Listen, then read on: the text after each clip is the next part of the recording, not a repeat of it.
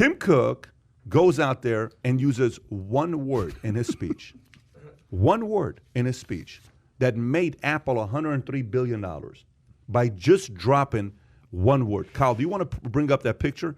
So Tim Cook gets up there and says, we may come out with a Apple car. They have not sold a single car, but they made $103 billion without having sold a single car. Do you think Apple can compete in the car market? I don't think so in terms of manufacturing it and going through all that headache. But I think that the Apple experience, I think if Apple went to someone like a Ford and says, hey, you build it, but it's the Apple experience and it's all that great connection between hardware and software. Because remember, the Apple phone, unlike Android, the Apple phone, they control the hardware and the software and they make it work together so beautifully. I think if they do that with one of the big manufacturers, I think it's a player. I think it's very, very real. I'll have to disagree with Tom here. I think if they, I think if they decide they want to get into the cars, they're going to do it, and they're going to do it very well. They have a couple advantages. I mean, it's the same analogy with the phone. If someone said, "Hey, do you think they could have a great phone down the road?" and who knew that they were already working on it for 5 years? They have the ability to go hire anybody they want. Why can't they go get the best people at Tesla, the very, very best in the world, get them and steal the secrets and just do it a little bit better? Plus, you automatically coming out of the gate thinking that whatever Apple designs is going to be cutting edge, different, cool, out of the box, gotta have it, you know, latest bells and whistles, the whole thing. So, I think they're right there. Now, they might be a little aggressive with 2024.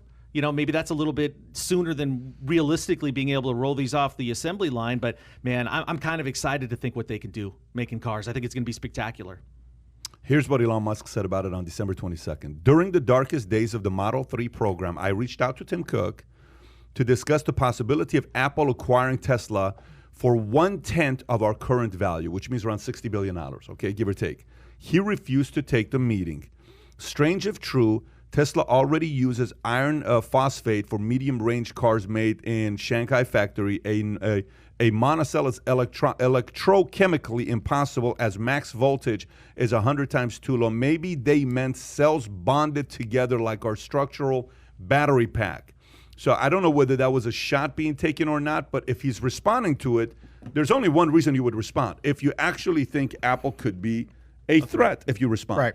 Now, you know, for me, by the way, I'll read to you what they said in the reports here. A closely watched Apple analyst is warning that investors should be cautious about a report that an iPhone maker is planning to produce a self-driving car in 2024. Last week's report by Reuters sent shares of companies that build parts of an autonomous cars like lidar centers. How do you pronounce that word? L-I-D-A-R. LiDAR. LiDAR sensors soaring. But the hype was purely on speculation. Some of those companies might supply parts of the Apple car. TFI analyst Ming Chi Kuo warned in a note this weekend, we believe that the current so-called Apple car concept stocks are only speculations by the market and do not involve actual Apple car suppliers.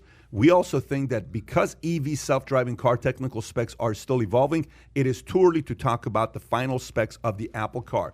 A part of this conversation that's taking place is that Tim wants to have one big bang before leaving. Like he's getting to a point where he's thinking about, you know, maybe I've done my part. My season's coming to an end, and I want to kind of leave with a splash, and it's I come out with the Apple car. Like, I would love to see Elon. I had this conversation the other day with MKBHD YouTube channel, 13 million subscribers, phenomenal conversation with them. And I said, what do you think are the chances of Tesla, Elon Musk, going into the phone business and winning? So question for both of you guys here. What's more likely to be successful? For Elon Musk to say, screw you, Tim Cook, I'm going to go into the phone business and take market share away from you, and I'm going to create a Tesla phone. Is Elon Musk more capable of competing in the phone business and smartphone, or is Apple more capable of competing in the car business? What do you think? Apple's more capable of competing in the car business. Absolutely. You know, if Elon puts his head to it, he can. Battery. Remember, he can say battery, this iPhone, this phone that I created, Tesla, the battery life lasts a week. True. I'm looking at the entanglements on the phone. The phone is like 7 subsystems. Battery's only one of them. You know, there are so many things that go into a phone, as well as the community and the whole application development environment that took 3 years just to develop that. It is so much easier for Apple to take experiential programming and usage and brand and put it around. And, you know, I think it's far easier for Apple to make a car with the right partner than it's going to be for Elon Musk to make a phone. Complete opposite. I think it'd be way easier for Elon Musk to do a Tesla phone because he's already proven he can do a Tesla tequila and anything else he wants to. The other thing, too, is drinking and driving. He'd be able to hurt Apple quicker. Well, that's a good idea. Drinking and driving, because it's a self-driving car, right? And you can drink and Special use cup the holder phone. for it. Yes, but you were saying No. When you drink, give your car the keys. Yeah, I really think if he wanted to. I mean, look, he's building a tunnel to LAX from Hawthorne. I mean, good God. And that gets no publicity. Or what he's doing in Vegas. The guy can do anything he wants and set his mind to it. Plus, he could be a little gnat nipping at Apple and stealing, 5% of their phone share, which make a huge difference to them. And it's easy. I think you could produce a phone quicker. So, yeah, I think he could do that. By the way, I am so against self-driving cars. I don't want to know that the car next to me on the 405 is self-driving. Really? Tell me why. Because it just scares me. I don't trust self-driving cars at all. Do you trust self-driving planes? Self-flying planes? Yes, but there's less traffic in the air. Less traffic in the air. Okay. And you know what? There's not idiot pilots next to him, flanking him all over, making illegal turns in front of him. But yes, I do trust self-flying planes more than I trust pilots, to be honest with you. But the self-driving cars, I cannot wrap my arms around it. I know people that go to work without basically driving. It's all programmed. What about if you have road rage? Is that programmed into it where the car will actually flip the other guy out for you? Hit the guy! So you're saying Apple is more likely to get into the car business and succeed than Elon Musk is likely to get into the phone business and succeed. Yeah, other Tom makes good points, but I'm sticking with my point. Here's the other thing. Musk is petty. He'd do it. I know he would do it. I know he would do it. Yeah. Succeed. Keyword is succeed. Not just get into it. It's to succeed. Who do you bet on? I think making a phone just seems easier than making a car. All the parts. So you think Tesla more than Apple? I think so. Unfortunately, I have to go with Tesla. So Tesla would have a better shot. You're thinking Tesla or Apple? I'm kind of rooting for Tesla, but I think Apple has a really good shot strictly because growing up, I always wondered, what if Apple came out with their own TV? What if Apple came out with their own car? No one really thinks, what if Tesla came out with their own phone? Can you imagine right? you drive an Apple car? Apple car. What do you have? I have the latest Apple car. Yeah. I mean, you got it. That car's got to look pretty cool. It's got to look different. It's got to be. They're not going to make a product that doesn't look. Right. You might get a free laptop with it too. I'm actually being serious. Pat, though, I like your point too of that Tim Cook might want to have some sort of legacy play here, because if he retires, what's he going to be known for? He developed a great stock price for Apple. Yeah. There's nothing sexy about his legacy. And he bought a few companies. Right. And not to say that he's on Steve Jobs' level, but you still want to be remembered for something, especially when we're competing against him. If he does the car and the car does stuff, it's going to be interesting. For those of you guys that are watching this, what do you think is more likelihood of happening? Elon Musk competing in a marketplace with phones, or Tim Cook and Apple competing in a marketplace with cars? By the way, another question for you. Right now, Tesla's worth what? $600 billion. Do you think Tesla in 2021 will cross $1 trillion? I think yes. I think maybe it's not 21 or maybe it's early 22, but I think they will be the next one in the T Club. So you're putting them to cross it. So you're saying Wells Fargo has no clue what the hell they're talking about? I'm not going to debate the Wells Fargo article. I'm looking at where Elon Musk is going with energy. People forget that Tesla is at its heart not an automobile company, it's an energy company. The Wells Fargo article is important. They're saying Tesla's the next AOL. You're saying Tesla's going to be the next $1 trillion. That is an argument. So you think Wells Fargo is way off with their assessment of Tesla? Way off. Okay, so you think they'll be $1 trillion company? Not in 2021. Okay, but I think they eventually will be. And have we ruled out the fact have we ruled out the fact that he could go the route of Alphabet like Google has and put everything under one umbrella? Is that impossible? I think if he does that, he probably won't do that because he knows a Biden administration will try to break it apart. Okay. So he's going to be better off just separating all of them so he doesn't have to deal with the politics. Do you agree with that, Tom? Or he wouldn't put everything under one company? I completely agree with that. Right now, with the attitude in Washington, I think any smart CEO is going to say, hang on, let's... Were you going to say more, or that? No, it's, I was just waiting. I was hanging.